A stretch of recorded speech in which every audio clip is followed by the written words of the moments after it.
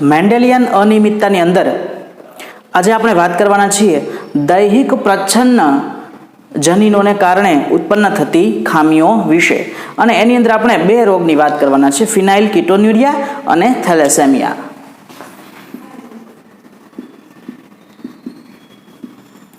ફિનાઇલ કીટોન્યુરિયા અને બીજો રોગ છે એ છે થેલેસેમિયા.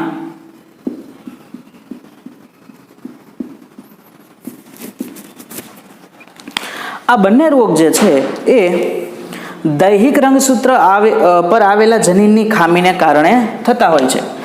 દૈહિક રંગસૂત્ર જે 22 જોડ રંગસૂત્રો જે છે આપણી પાસે છે, 46 પૈકીના 44 એટલે કે 22 જોડી રંગસૂત્રો, જેને આપણે દૈહિક રંગસૂત્રો કહીએ છીએ, તેની ઉપર આવેલા જનીનની અંદર ઉત્પન્ન થતી ખામીને કારણે થાય છે. જ્યારે આ જનીનની અંદર ખામી અથવા વિકૃતિ થાય છે અને આ રોગ ઉત્પન્ન થાય છે, ત્યારે એ જનીન છે એ પ્રચ્છન્ન તરીકે વર્તે છે. એટલે આ બંને ખામી જે છે એને આપણે દૈહિક પ્રચ્છન્ન જનીન ને લીધે થતા રોગ તરીકે ઓળખી શકીએ. તો આ દૈહિક પ્રચ્છન્ન પ્રકારની ખામી છે. બરાબર.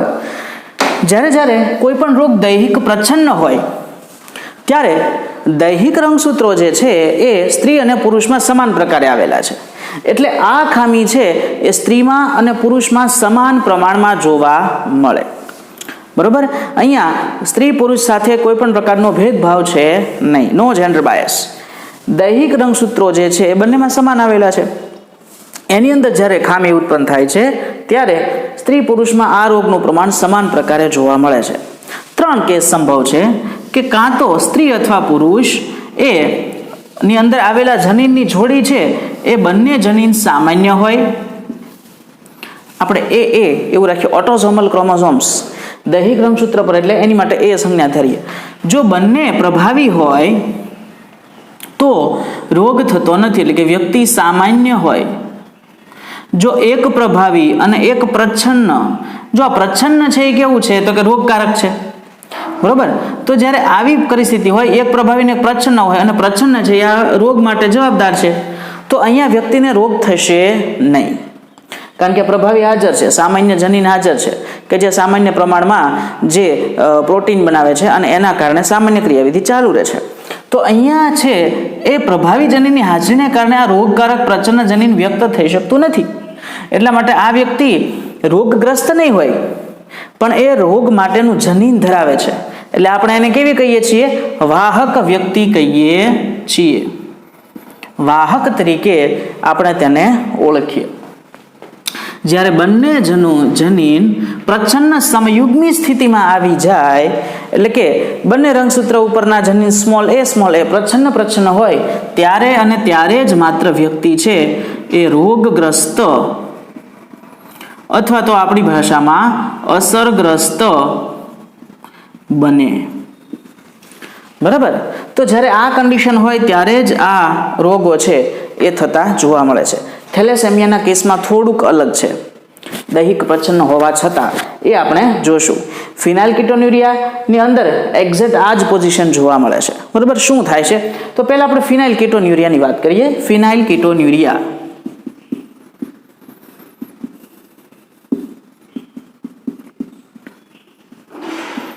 આ રોગનું નામ તમારા માટે થોડુંક જાણીતું છે. આ જ ચેપ્ટરની અંદર અગાઉ આપણે જ્યારે પ્લિયોટ્રોપિક જનીનની વાત કરી ત્યારે આ ફિનાઇલ કીટોન્યુરિયાનો સંબંધ છે એ આવેલ હતો. યાદ કરજો. બરાબર. પ્લિયોટ્રોપિક જનીન જ્યારે આપણે ભણ્યા ત્યારે. ધારો કે દૈહિક રંગસૂત્ર ઉપર આવેલ કોઈ સામાન્ય જનીન એ જે છે એ એટલે કે સામાન્ય જનીન. આ સામાન્ય જનીન છે એ એક ઉત્સેચક ઉત્પન્ન કરે છે અને આ ઉત્સેચકનું નામ છે ફિનાઇલ એલેનિન હાઇડ્રોક્સાઇલેઝ.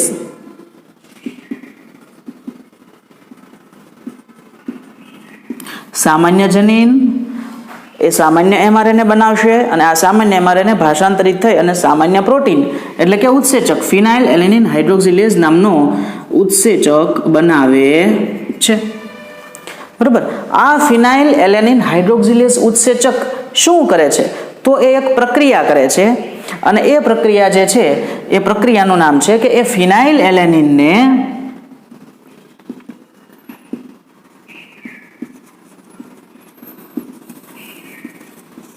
ફિનાઇલ એલેનિન નામનો પ્રક્રિયક છે એનું રૂપાંતર કરે છે ટાયરોસિનમાં. બરોબર. આ પ્રક્રિયક છે, આ ઉત્સેચક છે અને આ નિપજ છે. બરોબર. તો ફિનાઇલ એલેનિન નામના પ્રક્રિયક એટલે કે એમિનો એસિડ જે છે એનું રૂપાંતર કરે છે ટાયરોસિનની અંદર. કયો ઉત્સેચક? ફિનાઇલ એલેનિન હાઇડ્રોક્સાઇલેઝ. ક્યાંથી ઉત્પન્ન થાય અથવા તો કોના દ્વારા ઉત્પન્ન થયો? તો કે એ નામના સામાન્ય જનીનને કારણે. તો જો આવું એ જનીનવાળો વ્યક્તિ જો બંને રંગસૂત્ર ઉપર કેપિટલ એ ધરાવતો હશે તો એની અંદર ફિનાઇલ હાઇડ્રોક્સાઇલેઝ ઉત્સેચક ઉત્પન્ન થશે. ફિનાઇલ એલેનિનનું રૂપાંતર ટાયરોસિનમાં થશે.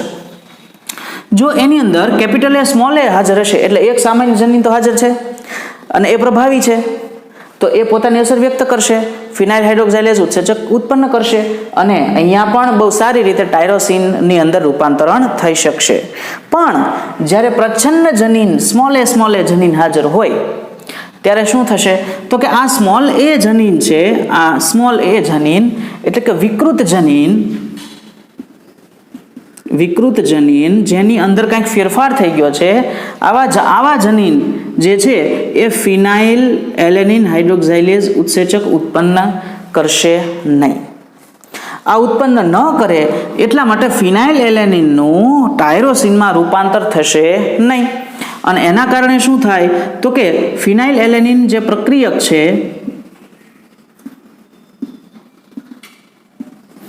એનું ટાયરોસિનમાં રૂપાંતર થવાની પ્રક્રિયા બંધ થઈ જાય. બરોબર. એટલે આ એવો વ્યક્તિ કે જેમાં બંને જનીન સ્મોલ એ હાજર છે, બરોબર, પ્રચ્છન્ન સંયુગ્મી સ્થિતિમાં છે, એના શરીરની અંદર રુધિરમાં ફિનાઇલ એલેનિનનું પ્રમાણ વધતું જાય.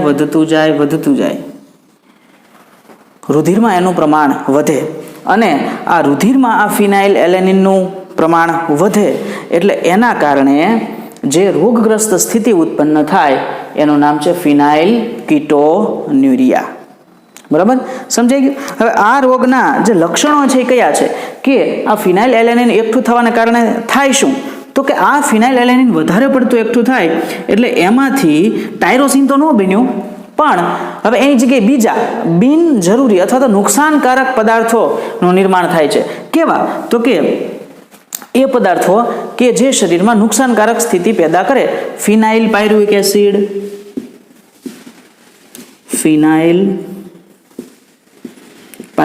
એસિડ બને અથવા તો અને એના બીજા વ્યુત્પન્નો અને અન્ય વ્યુત્પન્નો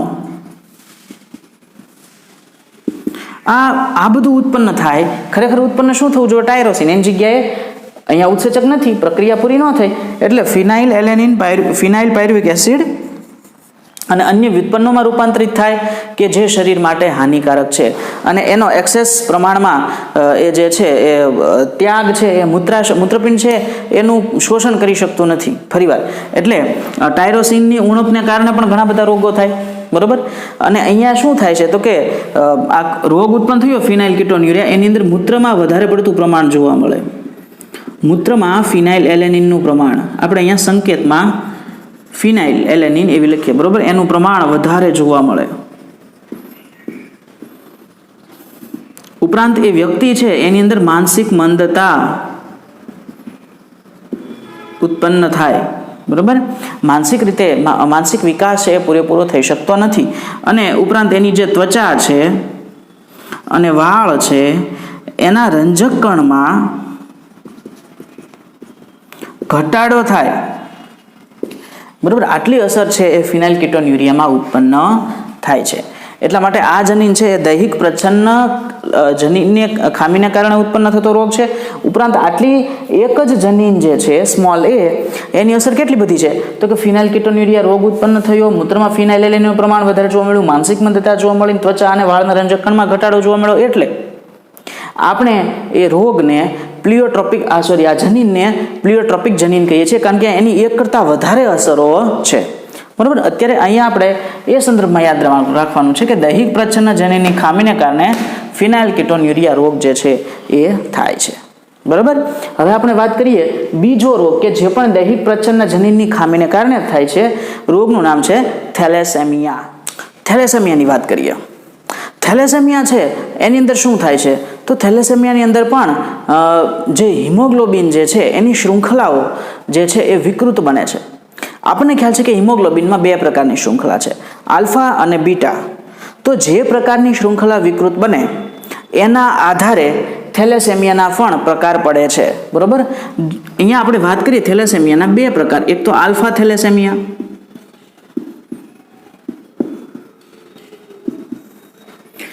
આલ્ફા થેલેસેમિયા એ શું છે?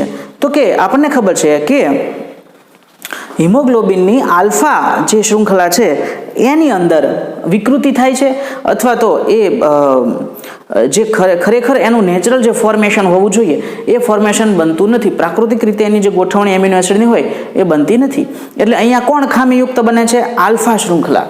આલ્ફા થેલેસેમિયાની અંદર હિમોગ્લોબિનની આલ્ફા શૃંખલા જે છે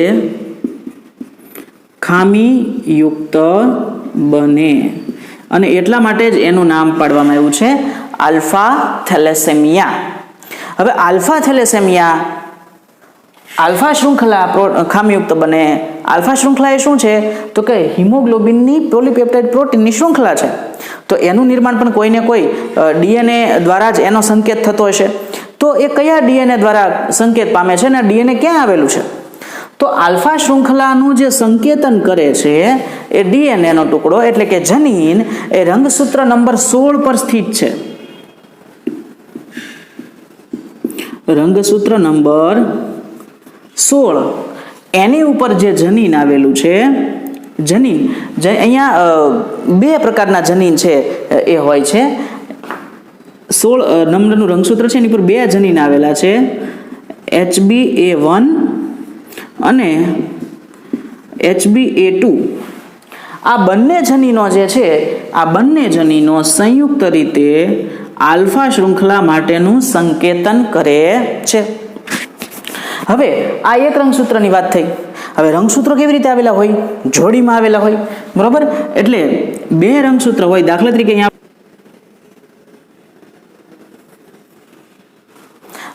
આ 16 નંબરનું રંગસૂત્ર છે, તો રંગસૂત્ર કેવી રીતે આવેલા છે? જોડીમાં. એટલે બીજું રંગસૂત્ર પણ આવેલું હોય. આ 16 નંબરના રંગસૂત્રની જોડી થઈ. હવે આ જોડી ઉપર બે પાસે ગોઠવાયેલા જનીન છે.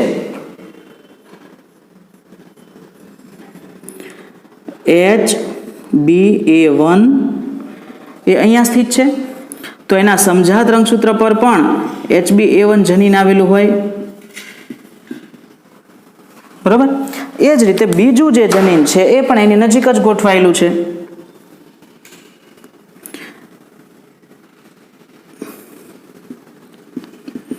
HbA2 એટલે આ બંને જનીનો જે છે એ પાસે ગોઠવાયેલા છે. એટલે ટોટલ કેટલા જનીન થયા? આલ્ફા શૃંખલાના સંશ્લેષણ માટે જવાબદાર જનીનની સંખ્યા કેટલી થાય? 4, બરોબર. તો આલ્ફા થેલેસેમિયામાં આલ્ફા શૃંખલા જે ખામીયુક્ત બને છે અને આલ્ફા શૃંખલા બનાવવા માટેના જનીન રંગસૂત્ર નંબર 16ની જોડ પર આવેલા છે. રંગસૂત્ર 16 ઉપર બે જનીન આવેલા છે, HbA1 HbA2. રંગસૂત્ર જોડીમાં હોવાને કારણે આપણી પાસે દૈહિક કોષોમાં કુલ 4 કોપી રંગસૂત્રોની થાય, બરોબર. હવે આ 4 કોપી જ્યારે આપણી પાસે રંગસૂત્રોની આવે છે ત્યારે હવે આમાં ખામીયુક્ત કયું બન્યું? બરોબર. તો શક્યતા છે કે આ 4 પૈકી કોઈ એક જનીનમાં વિકૃતિ થઈ હોય, 2માં વિકૃતિ થઈ હોય, 3માં વિકૃતિ થઈ હોય, અથવા તો 4માં વિકૃતિ થઈ હોય, બરોબર. આપણી પાસે જનીન કેટલા છે? ટોટલ 4. એકમાં વિકૃતિ થાય, બીજામાં થાય, અથવા 3માં વિકૃતિ જોવા મળે, અથવા 4માં વિકૃતિ જોવા મળે, બરાબર. તો આ 1 2 3 કે 4 કેટલા જનીનમાં વિકૃતિ થાય છે એને આધારે આલ્ફા શૃંખલાના પ્રોડક્શનની અંદર વધારો કે ઘટાડો જોવા મળે. એના આધારે આલ્ફા થેલેસેમિયા છે એની રોગની તીવ્રતામાં વધારો ઘટાડો થાય છે. સમજમાં આવે છે વાત? 4 કોપી છે આપણી પાસે રંગસૂત્રની, 4 પૈકી એક પણ ખામીગ્રસ્ત હોય, 2 હોય, 3 હોય અથવા 4 ખામીગ્રસ્ત હોય, બરાબર. જો એક ખામીગ્રસ્ત હોય તો શું થાય, તો આપણે અહીંયા લખીએ કે ભાઈ જો કોઈ એક ખામીગ્રસ્ત હોય તો શું થાય છે, તો જનીનની સંખ્યા અને એની સામે જોવા મળતું લક્ષણ, એટલે આપણે તરત ખ્યાલ આવી જશે કે શું થાય છે. જો કોઈ એક જનીન ખામીગ્રસ્ત હોય, કોઈ પણ એક 4 પૈકી, HbA1 ની 2 કોપી છે ને HbA2 ની 2 કોપી છે, બરોબર. આ 2 પૈકી કોઈ પણ 4 પૈકી કોઈ પણ એક જનીન ખામીગ્રસ્ત હોય તો આવો વ્યક્તિ જે છે એમાં, હવે થેલેસેમિયા રોગનું નામ છે, એમાં લક્ષણો તો આપણને એનિમિયાના જોવા મળે છે. એનિમિયાને ઓળખવા માટેની એક સીધી સિમ્પલ નિશાની શું છે, તો કે એ વ્યક્તિનું શરીર આખું પીળાશ પડતું હોય, કારણ કે હિમોગ્લોબિનની ખામી છે, બરોબર.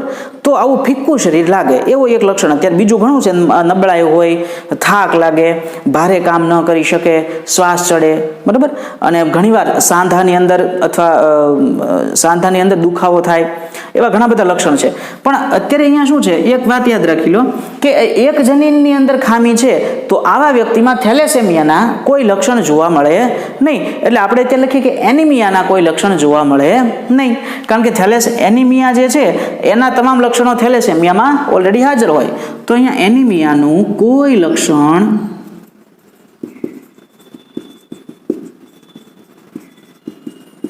ન હોય,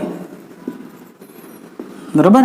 4 પૈકી એક જનીન જો અસરગ્રસ્ત થયું હોય તો બાકીના 3 છે એ પૂરતી માત્રામાં સારી આલ્ફા શૃંખલા બનાવે છે કે જેની મદદથી પર્યાપ્ત માત્રામાં હિમોગ્લોબિન બને છે કે જે ઓક્સિજનનું સારી રીતે વહન કરે છે, બરોબર.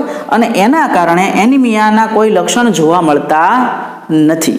એક શૃંખલા ખામીગ્રસ્ત હોય તો વ્યક્તિમાં કાંઈ ફેર પડતો નથી, બરોબર. હવે ધારી લો કે 4 પૈકી કોઈ પણ 2 જનીન ખામીગ્રસ્ત હોય તો શું થાય છે, તો હવે થોડીક તીવ્રતા રોગની વધે છે, બરોબર. આવા વ્યક્તિને માઇલ્ડ એનિમિયા, એટલે એને આપણે કેવો કહીશું કે ઓછો તીવ્ર હોય એવો માઇલ્ડ એનિમિયા, એની માટે આપણે શબ્દ વાપરશું કે સામાન્ય અથવા હળવો એનિમિયા, બરાબર. એનિમિયાના લક્ષણો તો દેખાય છે પણ કેવા છે, બહુ ઓછા છે, કંઈ બહુ વધારે પડતી તકલીફ પડતી નથી, એક સામાન્ય કામ કરી શકે છે, ભારે કામ ન કરી શકે, બરોબર. કારણ કે ઓક્સિજન છે એ પૂરતી માત્રામાં જે લિબરેટ છૂટો પડવો જોઈએ એ પડતો નથી. તો હળવા કામ કરી શકે, ભારે કામ ન કરી શકે. ચામડી ફીકી જરૂર છે પણ સાવ ફીકી નથી, બરોબર. તો હળવા લક્ષણો એનિમિયાના દેખાવાની શરૂઆત થાય છે, બરોબર. હવે વાત કરીએ કે જ્યારે 3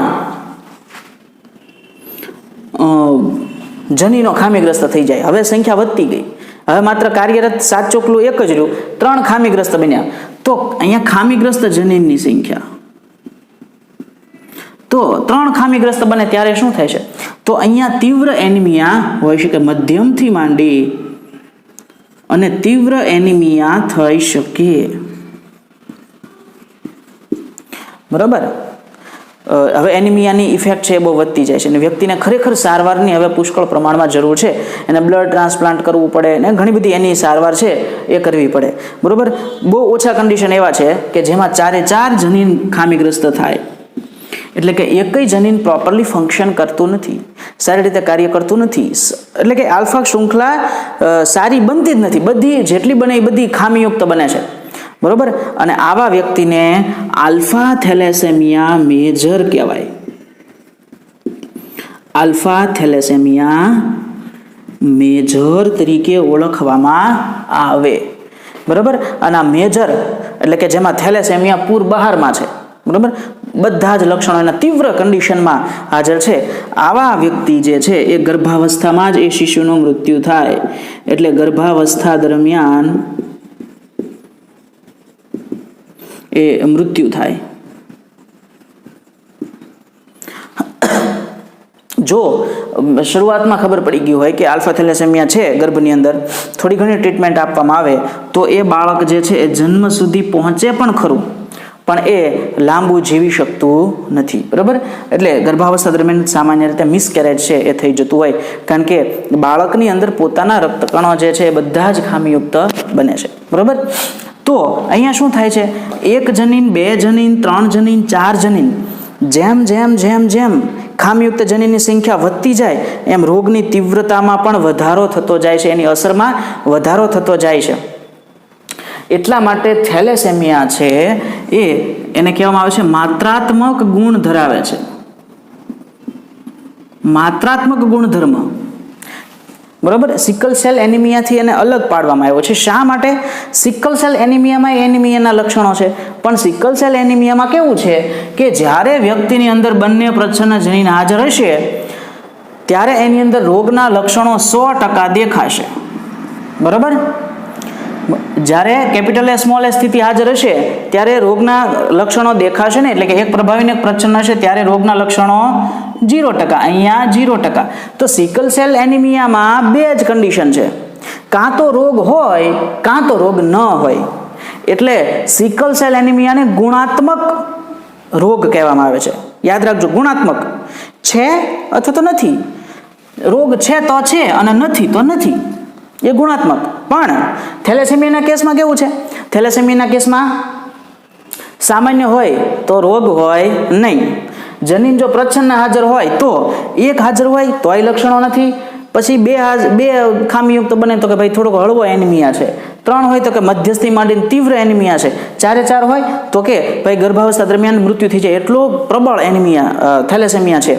તો અહીંયા થેલેસેમિયામાં માત્ર છે નથી એવા ઓપ્શન નહીં, છે, ઓછો છે, હાવ ઓછો છે પણ દેખાતો નથી અને નથી, એવા ક્રમબદ્ધ સ્ટેપ પડે છે.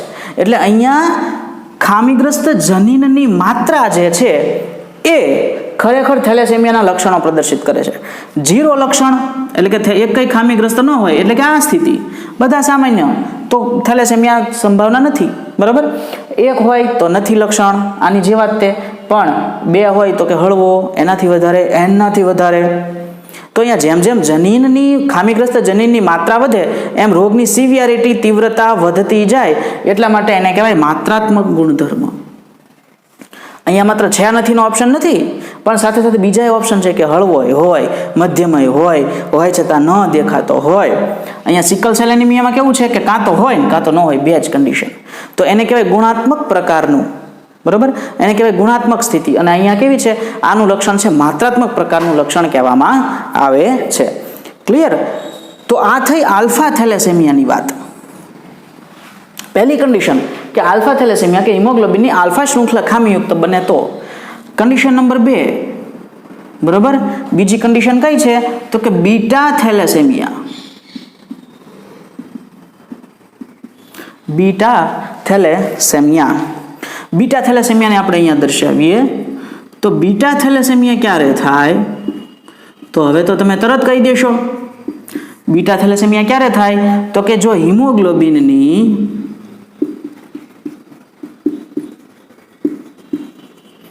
બીટા શૃંખલા ખામીયુક્ત બને અથવા વિકૃત બને. હવે આ બીટા શૃંખલા માટેના જનીન છે એ ક્યાં આવેલા છે? તો એ રંગસૂત્ર નંબર 11 પર સ્થિત છે. રંગસૂત્ર નંબર 11 ઉપર આવેલા છે. અને અહીંયા રંગસૂત્ર નંબર 11 ઉપર બીટા શૃંખલાનું નિર્માણ માટેનું સંકેત ધરાવતું હોય એવું એક જનીન આવેલું છે, HBB. HB ફોર હિમોગ્લોબિન, યાદ રાખજો, બરાબર. જો અહીંયા તે HB નો મતલબ થાય છે હિમોગ્લોબિન. આલ્ફા શૃંખલા માટે છે એટલે A, અને 2 છે એટલે 2 નંબર આપ્યા, A1 A2. અહીંયા HB એટલે હિમોગ્લોબિનની બીટા શૃંખલા માટે જનીન એક જ છે એટલે આને કઈ નંબર આપવાની જરૂર રહી નથી, એટલે આનું નામ પડી ગયું HBB. હવે અહીંયા સેમ કન્ડિશન છે કે 11મા નંબરનું રંગસૂત્ર છે એ પણ જોડીમાં હશે, અને એની પાસે પણ આ લક્ષણ માટેનું ધારી લો કે કોઈ અહીંયા સ્થિત છે જનીન, આ બીટા શૃંખલા ઉત્પન્ન કરવા માટેનું જનીન છે એ અહીંયા સ્થિત છે, બરોબર. તો અહીંયા કન્ડિશન કેવી થાય? તો કે અહીંયા જે આ કન્ડિશન છે એ આની જેમ જ થાય કે જો કેપિટલ A એટલે કે બંને જનીન જો HBB છે એ સામાન્ય સ્થિતિમાં હોય તો આ વ્યક્તિ જે છે એને રોગ થતો નથી અથવા સામાન્ય કહેવામાં આવે. એટલે અહીંયા શું આપણે લખીએ કે HBB અને HBB, આ HBB માટેનું છે, બરાબર. હવે આ HBB છે એ બંને વ્યવસ્થિત હોય, કાંઈ વાંધો નથી, તો એવો વ્યક્તિ છે એ સામાન્ય હોય. જો આ બે પૈકીનું એક, એટલે કે બંને રંગસૂત્રો પૈકીનું એક જે છે એ ખામીયુક્ત હોય, આપણે ખામીયુક્ત જનીનને સ્ટારથી દર્શાવીએ, બરોબર. તો એક ખામીયુક્ત હોય તો આ વ્યક્તિની અંદર એ વાહક બને છે, અથવા તો એને આપણે કહીએ છીએ માઇનોર બીટા થેલેસેમિયા. માઇનોર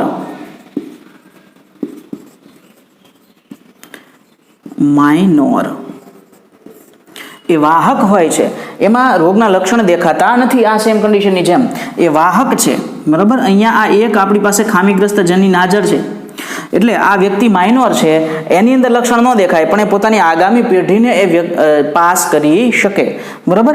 અને કાં તો ત્રીજી કન્ડિશન એ છે કે HBB અને બંને છે એ રોગગ્રસ્ત હોય, તો આને કહેવામાં આવે બીટા થેલેસેમિયા મેજર. બંને જનીનો ખામીગ્રસ્ત છે તો એને બીટા થેલેસેમિયા મેજર તરીકે ઓળખવામાં આવે છે. એટલે કોઈ શૃંખલા બીટા, જો આ સ્થિતિમાં શું થાય તો કે અહીંયા એકય શૃંખલા, હિમોગ્લોબિનની બીટા શૃંખલા એકય સારી રીતે બનતી નથી, અને આવા વ્યક્તિ જે છે કે જે મેજર છે એને વારંવાર બ્લડ ટ્રાન્સપ્લાન્ટ કરાવવું પડે છે, બરાબર. એનો એક જ ઈલાજ છે ખરેખર કાયમી, કે બોન મેરો ટ્રાન્સપ્લાન્ટેશન થાય. પણ આ બોન મેરો ટ્રાન્સપ્લાન્ટ થયા પછી પણ ઘણા બધી જે એને દવાઓ છે એ સાથે સાથે લેવી પડે. જ્યારે આ બંને જનીન ખામીગ્રસ્ત હોય ત્યારે એ ફરજિયાત પોતાની સંતતિને માઇનોર અથવા તો મેજર બનાવવાનો જ છે, બરાબર. અને ઘણી બધી ટ્રીટમેન્ટ કર્યા પછી પણ સતત આવા લોકો છે બીટા શૃંખલા વ્યવસ્થિત બનતી જ નથી, એટલે હિમોગ્લોબિનનો એકય અણુ સારી રીતે બને જ નહીં. હિમોગ્લોબિનનો એકય અણુ સારી રીતે ન બને એટલે એવા વ્યક્તિને સતત છે એ આપણે બ્લડ ટ્રાન્સફ્યુઝન એટલે કે રુધિરાધાન કરાવવું પડે. રુધિરાધાન કરવું પડે સતત, એને એની અંદર બ્લડ છે એ સારા વ્યક્તિનું એની અંદર પાસ કરવું પડે, બરાબર. પણ આવું કરવા છતાં પણ જે આ મેજર વ્યક્તિ છે એ લગભગ 20 વર્ષની ઉંમર પહેલા મૃત્યુ પામે. 20 વર્ષની ઉંમર પહેલા આ વ્યક્તિઓ છે એ મૃત્યુ પામે છે, બરાબર. એટલે બંને પ્રચ્છન્ન જનીનો જ્યારે ભેગા થઈ જાય છે ત્યારે, બરાબર, આલ્ફા થેલેસેમિયાની અંદર અને બીટા થેલેસેમિયામાં અહીંયા જ્યારે ચારે ચાર ખામીયુક્ત જનીન હાજર હોય અને અહીંયા બે HBB છે એ વિકૃત હોય ત્યારે એ મેજર કન્ડિશનમાં મૃત્યુ છે એ ફાઇનલ છે, સમયનું મૃત્યુ, બરાબર. કાં તો ગર્ભાવસ્થા દરમિયાન થઈ જાય અથવા તો 20 વર્ષ પહેલા એ વ્યક્તિનું મૃત્યુ થાય. મોટે ભાગે છે આ તીવ્ર એનેમિયા અને મેજરની અંદર હાર્ટ એરેસ્ટ એટલે કે હૃદય રોગના હુમલો પણ સાથે આવવાની શક્યતા એવા વ્યક્તિઓની અંદર હોય. એટલા માટે થેલેસેમિયા મેજર જે છે આ બંને એ ખતરનાક પરિસ્થિતિ છે, બરાબર, જીવલેણ પરિસ્થિતિ છે. થેલેસેમિયા મેજર ક્યારે થઈ શકે, બરાબર. તો થેલેસેમિયા મેજર ક્યારે, હવે મૂળ આજે મહત્વની વાત છે, બરાબર. તમને ખ્યાલ છે કે કોલેજની અંદર તમે જશો ત્યારે થેલેસેમિયા ટેસ્ટ કરાવશે, તમારી પાસે ફરજિયાત થઈ ગયું છે બધી યુનિવર્સિટીમાં થેલેસેમિયા ટેસ્ટ.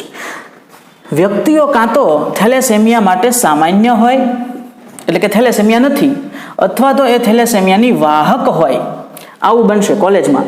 ક્યારેય આવા વ્યક્તિ મળશે નહીં. શા માટે નહીં મળે? કારણ કે એ 20 વર્ષ સુધી પહોંચી જ નથી શક્યા, બરોબર, એ કોલેજમાં જઈ શક્યા નથી. તો કોલેજમાં બે જ કન્ડિશન હાજર છે, બરોબર. કાં તો તમને થેલેસેમિયા નથી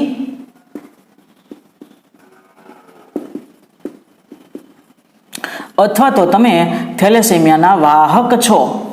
સ્મોલે કન્ડિશન વાળા કોલેજમાં હોતા જ નથી, કારણ કે ત્યાં સુધીમાં મૃત્યુ થઈ ચૂક્યું હોય છે, એટલે આ કન્ડિશન કોલેજમાં જોવા મળતી નથી. કોલેજમાં આ થેલેસેમિયા ટેસ્ટ કરવામાં આવે છે. તો બે જ છે કન્ડિશન. હવે શા માટે આ ટેસ્ટ જરૂર છે? તો મેરેજ માટે બહુ જરૂરી છે, બરાબર. હવે ધારો કે કોઈ વ્યક્તિ છે એ થેલેસેમિયા માટે સામાન્ય છે, પણ એના મેરેજ જો સામાન્ય સાથે બે સામાન્ય વ્યક્તિ છે તો એના કોઈ સંતતિમાં થેલેસેમિયા થવાનો જ નથી ક્યારેય. પણ જો એક પિતૃ છે એ માઇનોર હોય, એટલે કે આ વાહક હોય, તો શું થાય? તો આપણને ખબર છે કે અહીંયા કઈ કન્ડિશન થશે? આનો ક્રોસ કરાવીએ એટલે શક્યતા એવી બને કે કાં તો કેપિટલ A, કાં તો કેપિટલ A સ્મોલ a, કાં તો કેપિટલ A કેપિટલ A, કાં તો કેપિટલ A સ્મોલ a. એટલે અહીંયા 50% સંભાવના છે કે સંતાનો વાહક હોય. જો એને થેલેસેમિયાનું લક્ષણ નહીં બતાય, કેવા હશે? વાહક હશે. અને 50% સંતાનોમાં શક્યતા છે કે તેઓને થેલેસેમિયા નથી. એટલે અહીંયા થેલેસેમિયાનું જનીન હાજર છે, પણ કેવા બનશે? વાહક. એટલે આવા પ્રકારના મેરેજ માટે ગ્રીન સિગ્નલ છે. એટલા માટે થેલેસેમિયા ટેસ્ટ ધરાવો છે. હવે કન્ડિશન જુઓ, અહીંયા બેમાંથી એક વાહક હતો, બરાબર. હવે જ્યારે બંને વાહક હોય ત્યારે, કારણ કે દેખાતો તો નથી થેલેસેમિયા, બરાબર, વાહકની અંદર લક્ષણ દેખાતું નથી, તો જે વ્યક્તિ છે એ બહુ સામાન્ય છે અને એની સાથે મેરેજ થાય, અને જે વ્યક્તિ મેરેજ કરે છે એ પોતે પણ વાહક હોઈ શકે, કારણ કે લક્ષણ તો દેખાતું નથી. તો અહીંયા શું થાય? તો અહીંયા કન્ડિશન આ પ્રમાણે થાય. હવે અહીંયા કેવી શક્યતા છે? તો અહીંયા શક્યતા આવી પ્રમાણે બને છે.